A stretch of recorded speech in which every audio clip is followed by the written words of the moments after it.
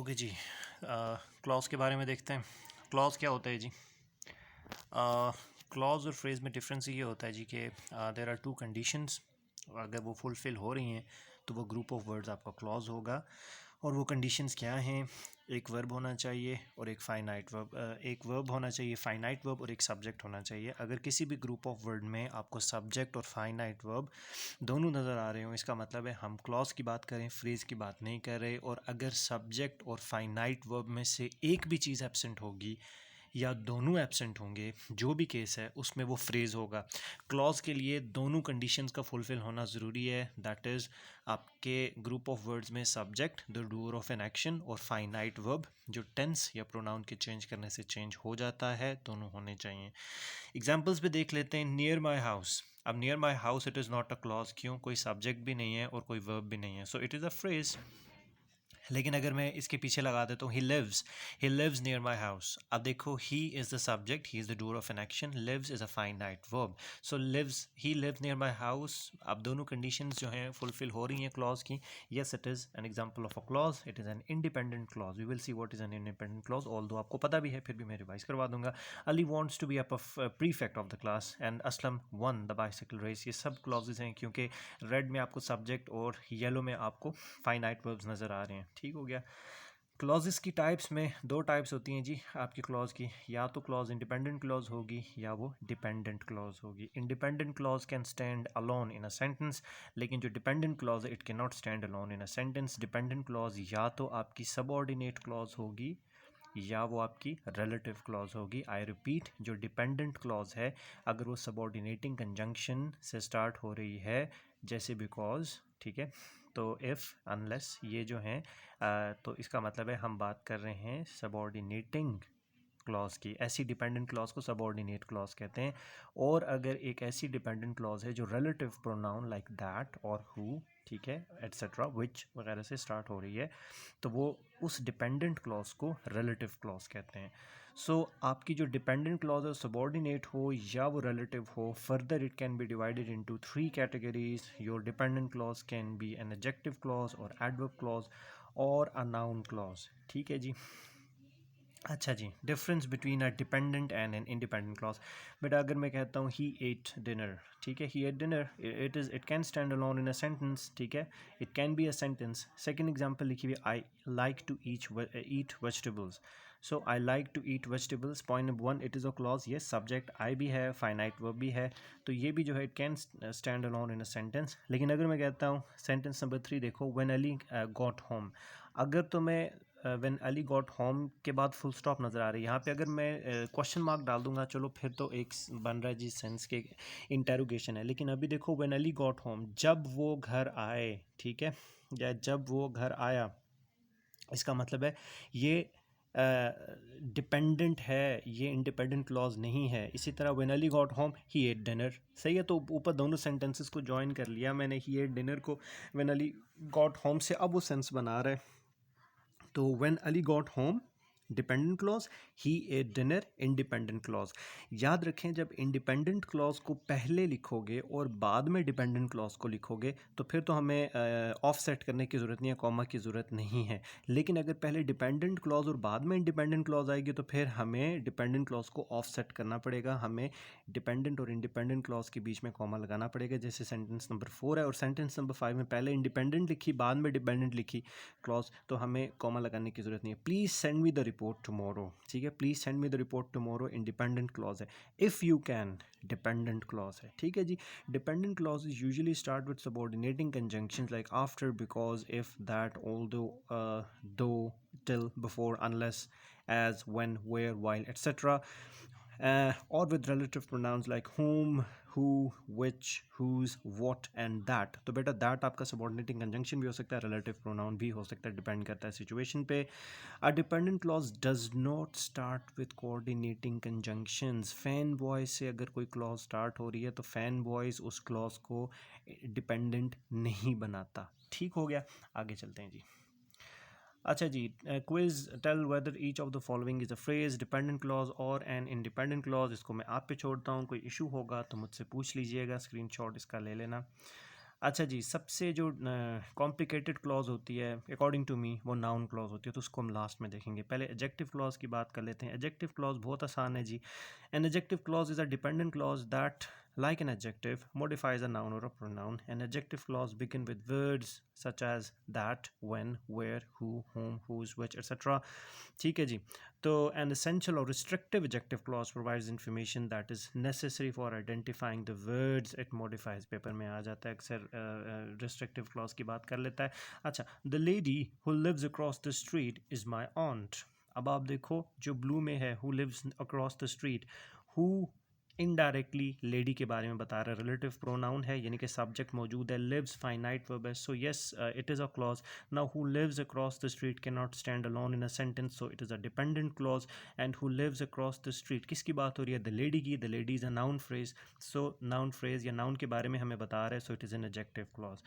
The book that is on the chair. What is on the chair? The book is on the chair. So that is on the chair is referring to the book. So it is telling you more information about your noun. So that is on the chair is what? A clause, dependent clause, an adjective clause. I do not like people who are mean to animals. So people की बात हो रही है, कौन से लोग? Who are mean to animals. So again it is modifying people, and this group of words is not a phrase. Why? There is a relative pronoun and a finite verb, so it is a clause, dependent clause and adjective clause. Did you go to the school where my friend Jim goes? Again school से relate कर रहा है, तो ये again adjective clause होगा. Adverb. Adverb clause is a group of words that function as an adverb in a sentence. The clause can modify or describe verbs, adverbs, and adjectives. In general, adverb clauses add information that elaborates on when, where, why, how much, how often, or under what condition the action in the sentence takes place.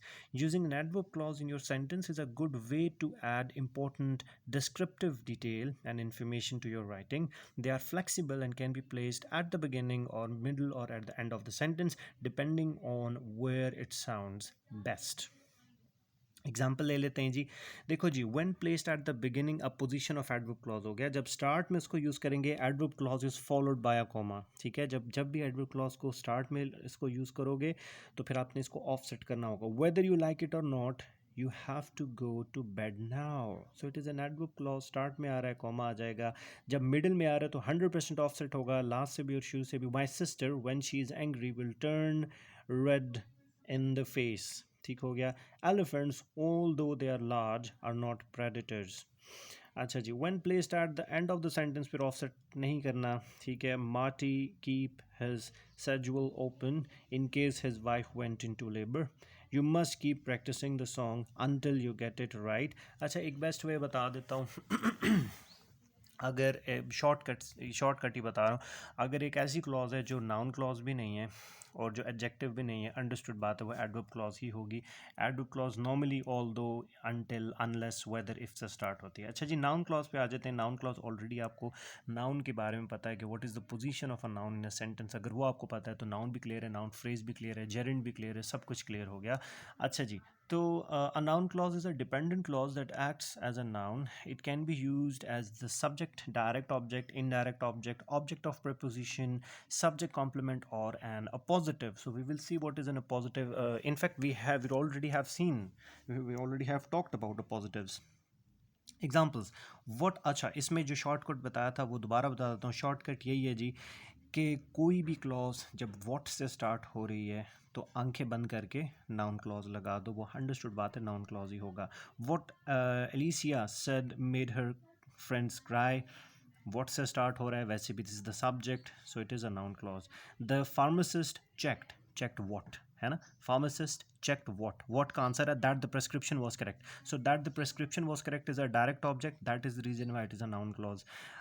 Carlyle's problem was that she didn't practice enough. Now Carlyle's problem is equal to that she didn't practice enough. So was जो है यहाँ पे linking verb है, इसका मतलब है that she didn't practice enough आपका subject complement है. So बेटा noun आपका चाहे वो subject है, noun आपका subject भी हो सकता है, direct object भी हो सकता है, indirect object, मे भी हो जाए, क्योंकि ज़्यादातर वैसे इनडायरेक्ट ऑब्जेक्ट प्रोनाउन होता है।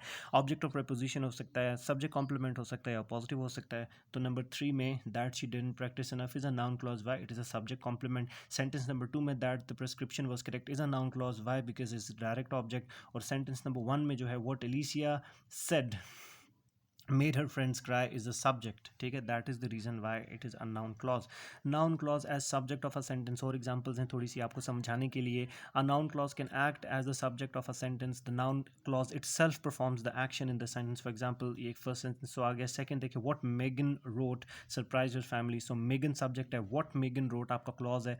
कौन सा clause है? Dependent clause है, और ये dependent clause क्योंकि Megan की वजह से what Megan wrote पूरा का पूरा subject हो गया. So what Megan wrote is a subject, that is a noun clause.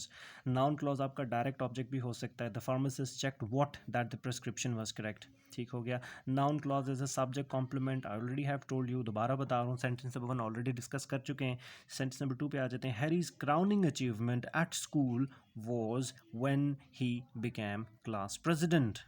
Harry's crowning achievement at school, ये पूरा आपका सब्जेक्ट है, ठीक है जी.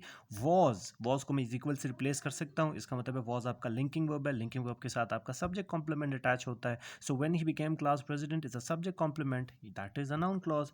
डार्ला's excuse for being late was, again was आ गया, was is a linking verb, and that she forgot to set her alarm is what, a complement of the subject. Noun clause as object of a preposition. देखें preposition के बाद हमेशा noun आता है, बार बार बता रहा हूँ, preposition के बाद हमेशा noun आता है.